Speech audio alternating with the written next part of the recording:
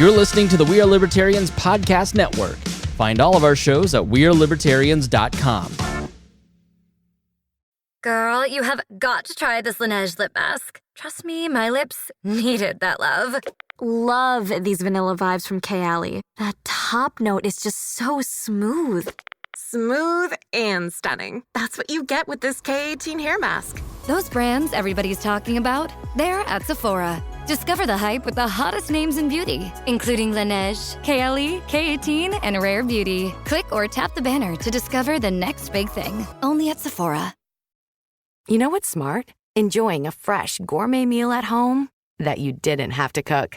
Meet Factor, your loophole in the laws of mealtime. Chef-crafted meals delivered with a tap, ready in just 2 minutes. You know what's even smarter? Treating yourself without cheating your goals. Factor is dietitian approved, chef prepared, and you plated. Pretty smart, huh? Refresh your routine and eat smart with Factor. Learn more at factormeals.com. What do you do when you're fed up with crime in your local area? What do you do when your neighbors are hungry? Well, my guest today, Joe Garrison of the North Shadeland Alliance, took action. Now, for years on this program, I've been saying that the path to a free society is not through anti-government action or even running for office. It's through starting nonprofits. It's through starting businesses. My guest today, Joe, and a group of other people in their neighborhood took the death of a local subway worker that was friendly with them as a challenge to make their community safer through nonviolent, voluntary action. And he's done an enormous job of creating. He's done a fantastic job at also. The other thing that they've done is they've taken their food desert and they've found solutions to help their neighbors get food. It's an amazing story, and it's all so much easier than you think. And so even though this is about a local part of a city you don't live in, most likely, I want you to listen to this because I want you to hear how easy it was. Maybe not easy, but way easier than you probably think. To start acting in your community to make it safer, to make people fed, and to help them get jobs. So tune in today on the Chris Spangle Show as I talk to Joe Garrison of the North Shadeland Alliance, and we'll be right back after these messages. We run on the value for value model here on the Chris Spangle Show and the We Are Libertarians podcast network. That means, do you get value out of the show? Do you learn something that helps you sound smarter when talking with your friends? Do you feel a little bit more connected to the world and inspired to do something a little bit differently? Well, then please give some value back. And the best way that you can do that is through our Patreon. You can go to supportcss.com or patreon.com/wearelibertarians, and you can join our Patreon. Not only do you support the program and the entire We Are Libertarians podcast network by helping pay all of the bills, you're also going to get ad-free shows. You're going to get early releases, sometimes months in advance in terms of episodes that haven't been released in the public feed yet. You'll also be able to get the full archives, the full RSS feed of all the past episodes. And there's even a tier that you can come on the show, or you can have your name mentioned every episode like I am about to do right now. Thank you so much to our $100 a month members, especially Vincent Pikol, Matthew Durbin, Jason Doolittle, Christy Avery, and our good friend Reinhold. Thank you so much for supporting us, and we appreciate everybody that considers making a contribution today. Joe, welcome to the podcast. Thanks for joining me. Hey, thanks for having me, Chris. So let's start with a little bit about your background. Let's get to know you just very briefly. You live here in Indianapolis, and I know this is this is a hyper local thing, even too local for my statewide podcast.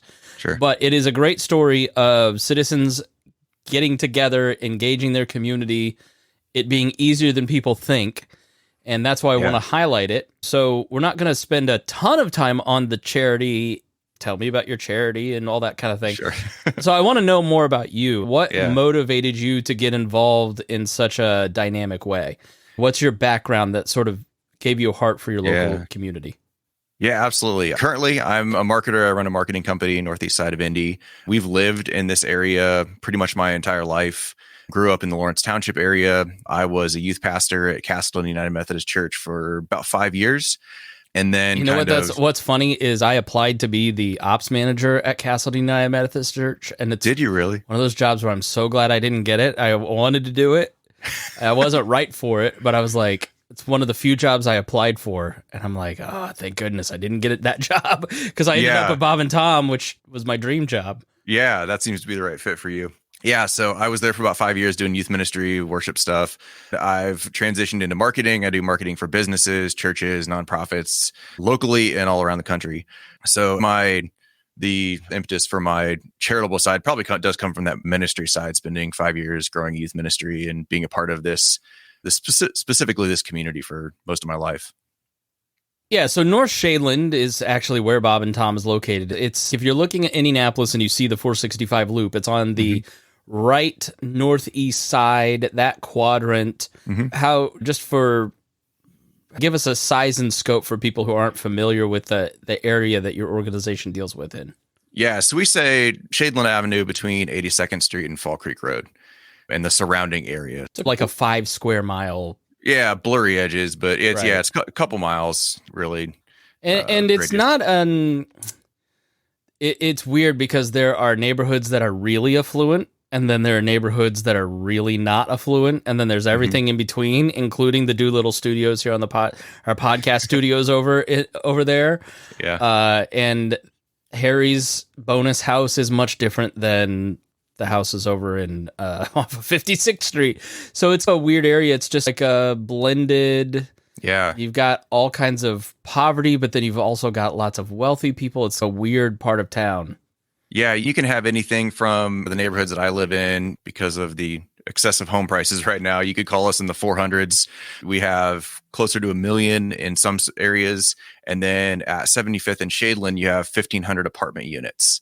In that intersection alone, over 1,200 at Lake Castleton, several hundred at Bayview, several senior citizens places, low income senior citizen facility, a couple other apartment complexes. It really does end to end as far as demographics go, economically, racially, ethnically, all that kind of thing. Everything's here.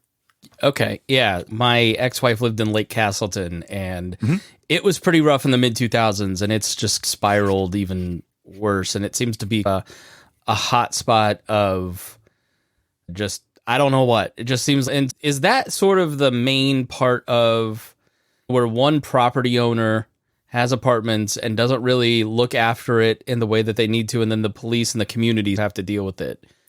Sure, that can be part of it. Obviously, we have 4 or 5 different apartment complexes in here. Lake Castleton's had the worst run of it this past several years. It's been quiet there for most of a year now, and we're hanging on to that as far as the homicides and stuff like that. But yeah, apartment complexes is one thing because it's hard to manage any of them. There's hundreds of units, thousands of people, and you can imagine how difficult that would be for anybody to manage. Lake Castleton has 1,264, I think, units. Even if only 2 people lived in each one, that's a lot of people, plus a lot of guests in and out, a big footprint. It's just hard to manage for its size, I think, is the biggest problem over there. Because I'm trying to give people an idea of demographics and place so they fully understand the story.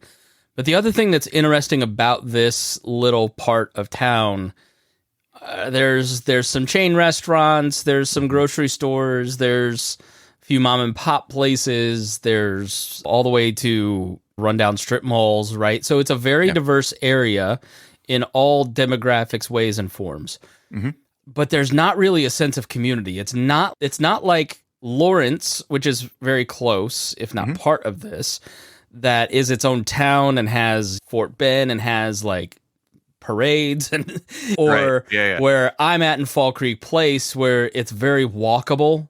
But you're split up by an interstate, and then there's also really big roads. There's not a lot of walkability. There's no like common park. It's not the place in Indianapolis that if I were to guess there's an active community group, I would not pick your part of town because it's probably the least communal in terms of the actual place. Can you speak on that? How did that? How do you get so many people motivated to the point that you're as active as you are when you geographically don't have a way to connect? Yeah, Yeah, it's been a challenge for sure, especially with the outside versus inside the apartment complexes. There's just a real big disconnect there. Outside of that, generally, there is some sense of community in this area, and it's a growing sense of community. I think motivating people to get involved has been being very targeted in terms of what problems we're solving in the moment. So for a while, 2021, we had 7 homicides at the corner of 75th and Shadeland. For an area that averages 0 to 1, that's a massive increase.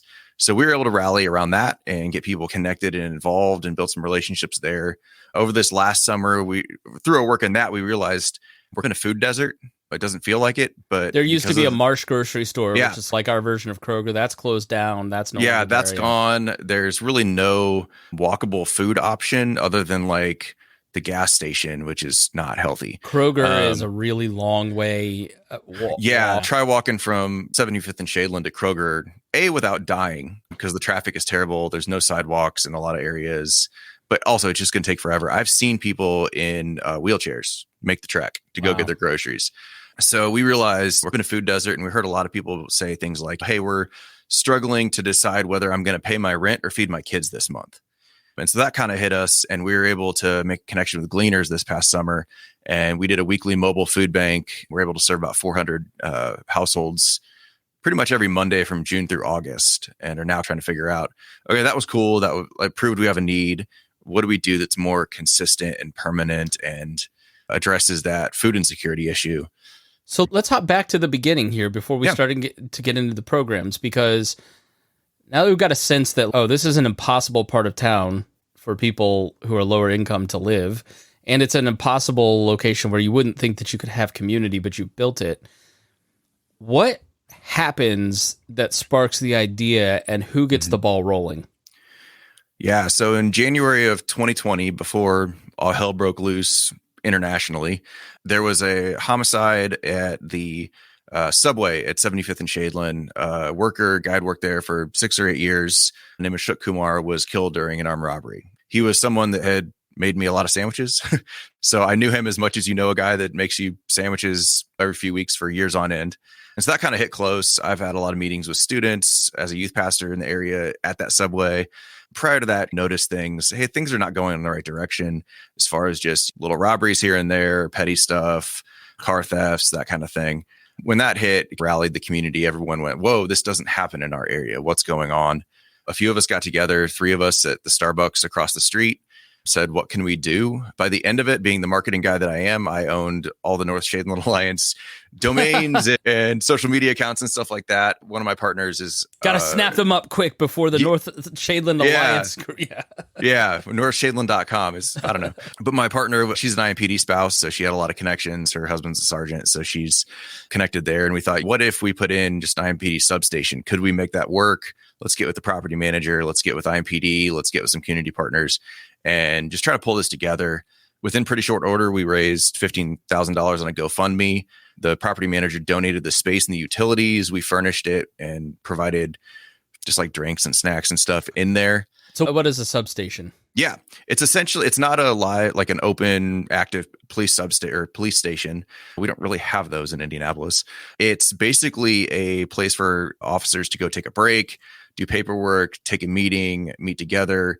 A lot of officers, especially female officers, don't love going to public restrooms and things like that. So we have a nice, quiet, safe place for them to stop, hit the restroom, and take a break. So at this particular location, so if you're right there, just to give people a mental image that'll never drive through it, you've got where a grocery store was in an L shape, and then you got another piece of that, and then in front of that you have a bank and a Wendy's, and across the street is the Subway and a strip mall of a few more, Kaplinger's, one of the best fish restaurants. Absolutely. Then across from that is a CVS, and then on the other corner is the apartment complex. Yes. And so you've got like an O'Charlie's. I think the O'Charlie's may be closed, but it's been gone for a while. Yeah, the Shell station, gas station. Then right north of that is like a park of buildings for offices. Yeah, Hillsdale Park. And then above that is the really busy stretch of road. Community health and all that kind of stuff. There, close to there is a mall. So it's unless you're going to Alibis to have a nice drink. Which is gone now. Lincoln Square Pancake House just opened. No, Alibis is closed? Yeah, it's been gone for a few months now. Lincoln Square just took over and opened up. Let's go. There's like a Lincoln Square every 5.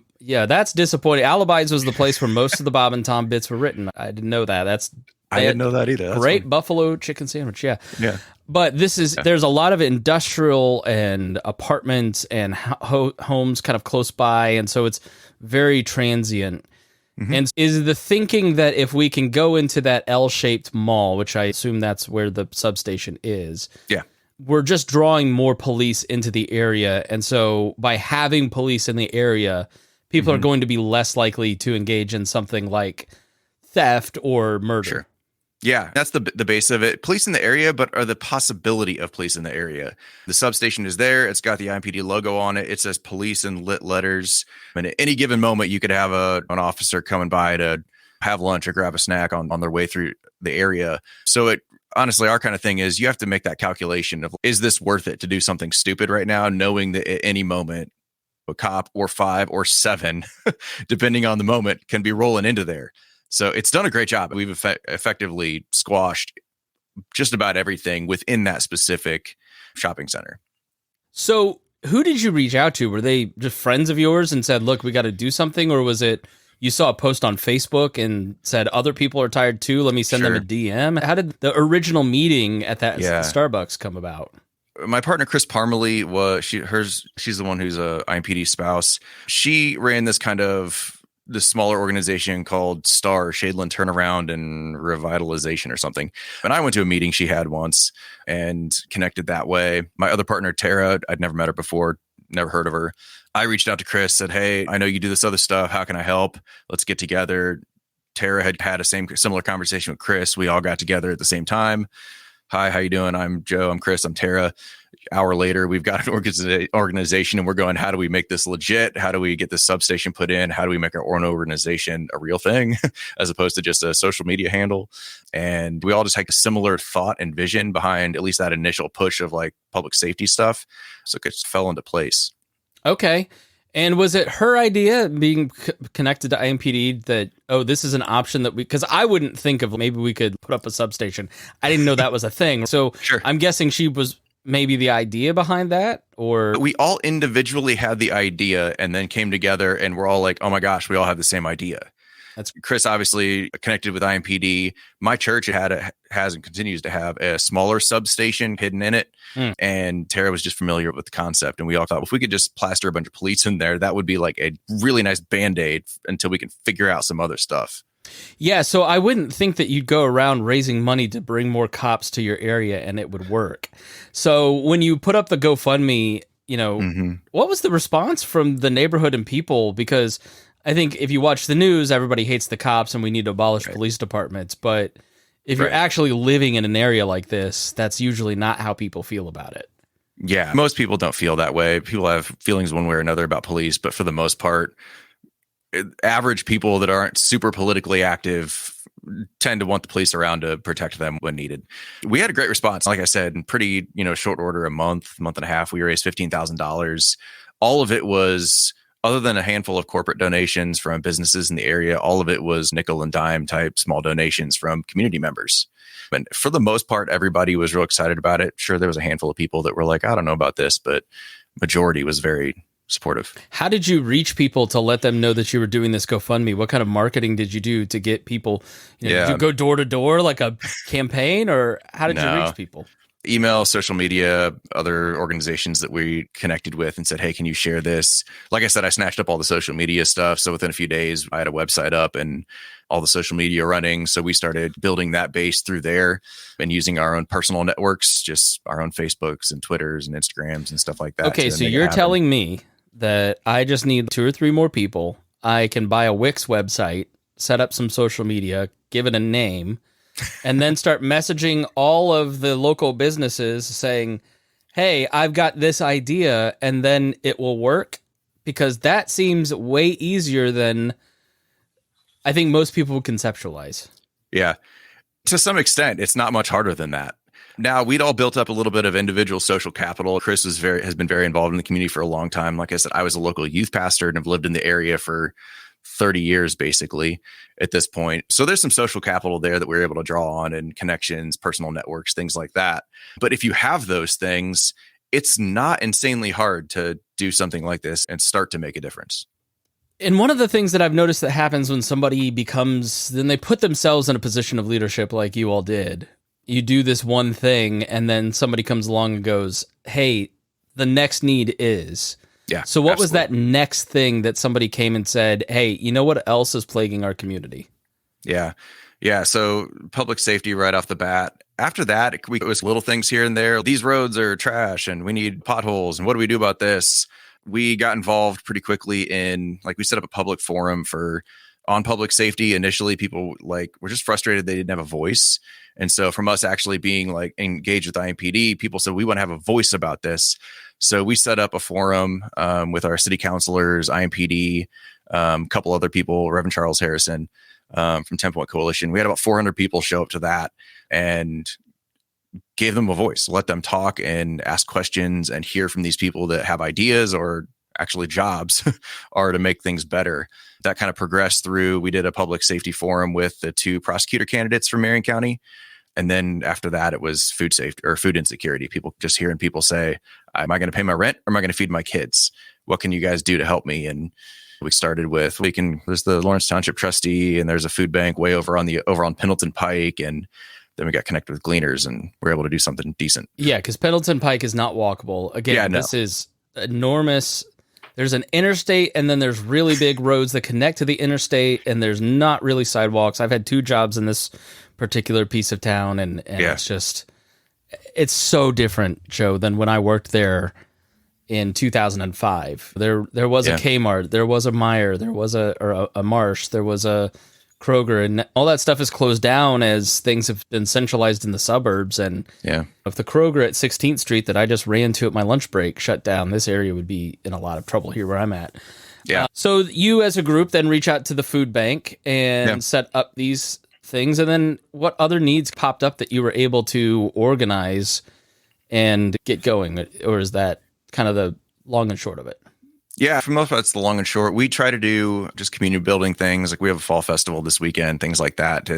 We'll bring 500-600 people into that parking lot in front of the IMPD substation. And we try to do more things than just have fun there. So we have obviously the typical fall fest. We got games and a live band and a bunch of stuff. We also have Domestic Violence Network and Jane Pauley Health Network and Lawrence Township Trustee and IMPDs there, different resources in the area that residents can come to and connect with, because if you look in this area, there are no resources in this area. People go, oh, there's $400,000 homes 3 blocks away. They don't need anything. It turns out we need a lot of stuff, and we just get overlooked by, honestly, our city government. Just going, we have bigger fish to fry, and maybe that's true, but that doesn't negate the need that's here. So we try to find interesting ways to connect people with those kind of things where, hey, come out and have fun. Oh, by the way, here's Domestic Violence Network, because we know domestic violence is an issue in our community. And I don't know if you're there yet, but you will if you're not already there. You get to a point where like the Broad Ripples Association is so listened to by the city councilors and the mayor, and people who want to run for office go and court those groups, because now all of a sudden you have funneled the voice of the community into a single voice, which it kind of raises the question, like, how do you use that responsibly so you aren't taking positions, but you're speaking with one voice? Yeah, obviously it's 4 of us now that lead this. We all have our own individual positions and political affiliations or lack of affiliations. But we try to make sure that as a group that we're very just flatline. Here's the information. Here's access to the candidates. That's big for us. Came this close to getting a mayoral forum this year. Lost it last minute. But just giving people access and letting them ask their questions and letting them have their voice. So if we do a forum with candidates, we don't put our finger on the scale at all. We solicit questions from the community and they're asked by a moderator evenly to candidates, those kind of things.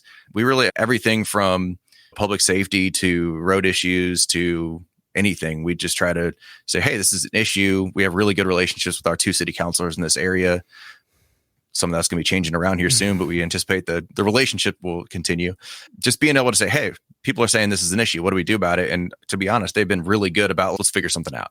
Let's talk about it and see if we can figure something out. Generally, if you're just fair to people, then it doesn't matter what party you're in. As long as you're putting community interest first, at least here in Indianapolis, you occasionally get in India, like the self-motivated person who's just trying to get themselves, the ambitious person, I guess, is the word. Yeah, you get some partisan crazies here and there, but for the most part, people just want a safe community. They want food on the table. They want to feel good about where they live. And if you can help them do that, they don't care what your label is. Now, I'm a weirdo. I read 50 pages in the history of the Indiana Historical Society last night, and I was going through the founding of it. Yeah, so I'm up to the 1890s when John Piatt Dunn takes over, but Jacob, excuse me. So one of the problems that they had with that organization was keeping it going, because it got founded by this guy who had a boundless energy.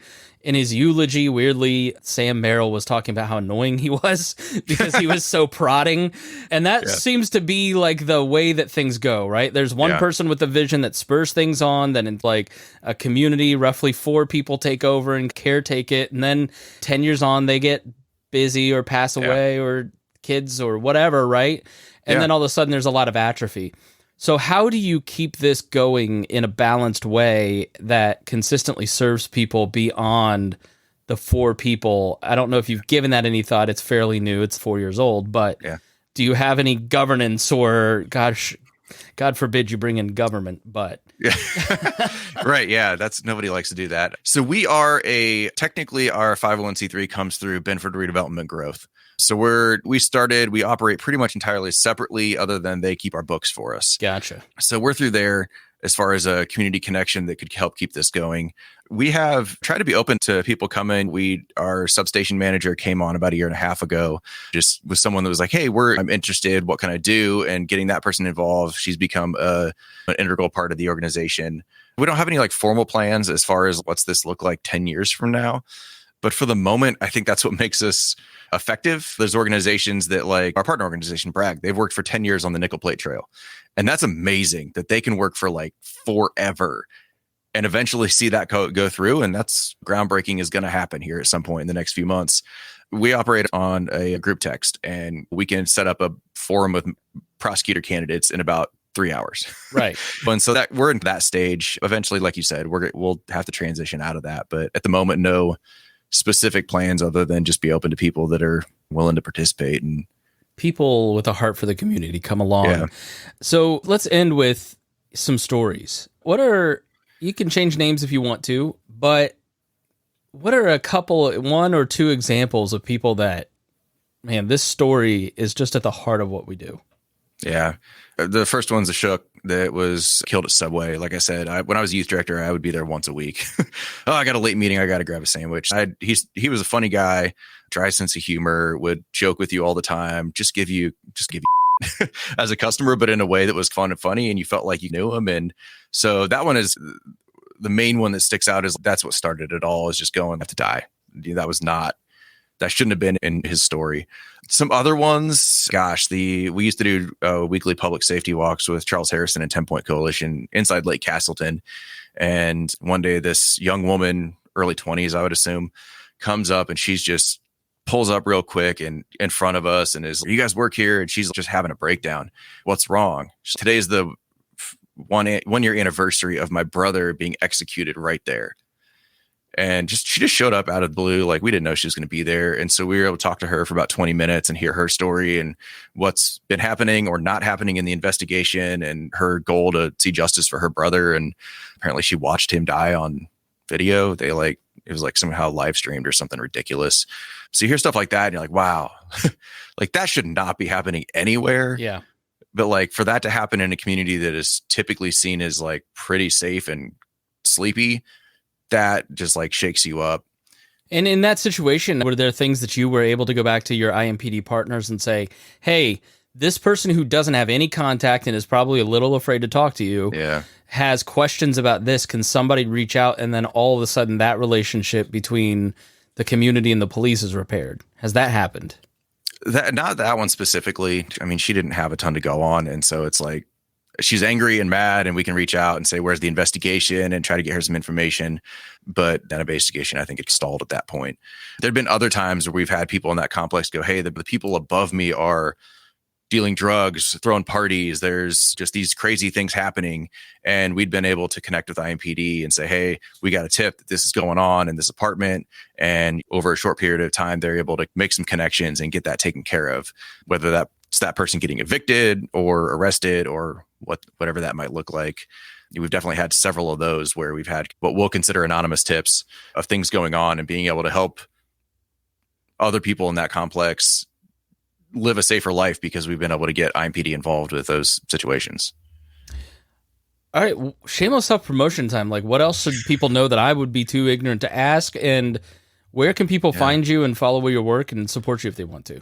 Yeah, we're northshadeland.com, at North Shadeland, just about everywhere. If anybody's listening that lives in this area, the hardest thing is just knowing exactly what to take on. We love to take on problems big and small, and we love partnering with anybody that'll do it. We've done it several times, and we're ready to do it again. And if you have an idea, just don't be afraid to speak up. Tell somebody, and maybe we're the people that can help you overcome something or make the community a little better.